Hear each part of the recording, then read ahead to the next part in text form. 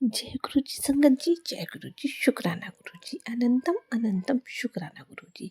संगत जी, आज हम सुनाएंगे बहुत ही प्यारी वसंत पंचमी की कथा। ये कथा सुनने मात्र से ही आपके कष्ट दूर हो जाएंगे और आप ये कथा अपने बच्चों को जरूर सुनाएं, क्योंकि माँ सरस्वती का आशीर्वाद बच्चों को प्राप्त होगा।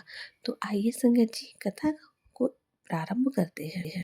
बसंत पंचमी के इस शुभ पर्व पर आपको देवी सरस्वती के विषय में एक सुंदर कथा सुनाते हैं।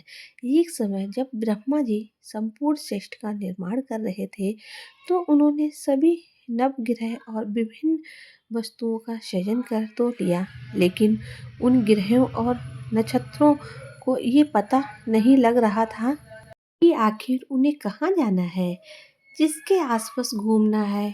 क्या उन्हें सिर्फ अपनी स्वयं की परिक्रमा करनी है या फिर किसी और की? इन दुविधा में फंसे हुए ग्रह बिना किसी मार्गदर्शन के अंतरिक्ष में भ्रमण करते रहे और इससे ब्रह्मांड में एक असंतुलन उत्पन्न हुआ।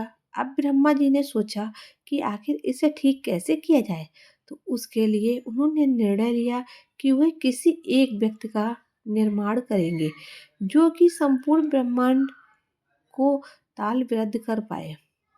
ये सोचते ही ब्रह्मा जी ने अपनी ध्यान अवस्था में चले गए और उसी क्षण उनके मुख कमल से एक अति दिव्य देवी प्रकट हुई। उन्होंने श्वेत वस्त्र धारण किए थे, कोई भी आभूषण धारण नहीं किया था, लेकिन फिर भी वो अत्यंत सुंदर और तेजस्वी दिख रही थी।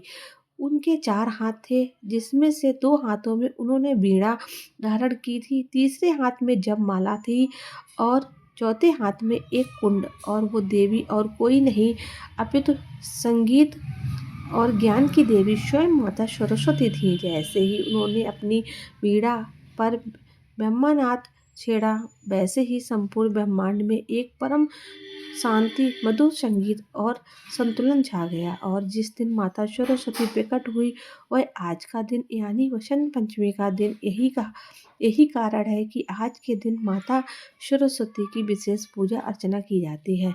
बच्चों को शिक्षा देने का आरंभ इसी दिन से करना सर्वोत्तम होता है। जो लोग कला, संगीत और ज्ञान के उपासक होते हैं, वो आज के दिन अपनी आराध्य देवी माता सरस्वती की विशेष उपासना करते हैं। इसी कारण प्रत्येक वर्ष मास के शुक्ल पक्ष की पंचमी तिथि के इस दिन की सरस्वती पूजा के नाम से भी जाना जाता है।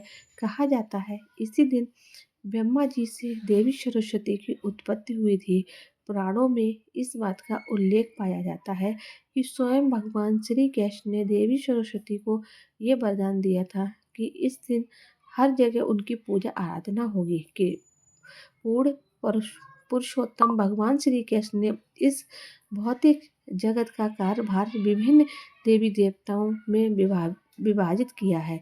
जिस प्रकार ब्रह्मा जी को सृष्टि के सृजन का, महादेव को संहार, इंद्रदेव को वर्षा इत्यादि का कार्यभार सौंपा है, उसी तरह सरस्वती को ज्ञान और संगीत का विभाग सौंपा है। बसंत पंच के दिन विद्यार्थी अपनी पुस्तकें माता सरस्वती के चरणों में रखते हैं और उनसे प्रार्थना करते हैं कि वो उन्हें ज्ञान प्रदान करें। तो चलिए आज के इस अत्यंत पवित्र दिन पर हम भी ज्ञान और कला की देवी माता सरस्वती के चरणों में नमन करते हैं, उनसे प्रार्थना करें कि हमारे भौतिक जगत के प्रति आसक्ति रूपी अज्ञान के अंधकार को नष्ट करें और हमें शुद्ध कृष्ण प्रेम और भक्तिमय सेवा का पथ प्रदर्शित करें, जिससे कि हम अपने जीवन के परम लक्ष्य भगवत प्रेम को प्राप्त कर सकें।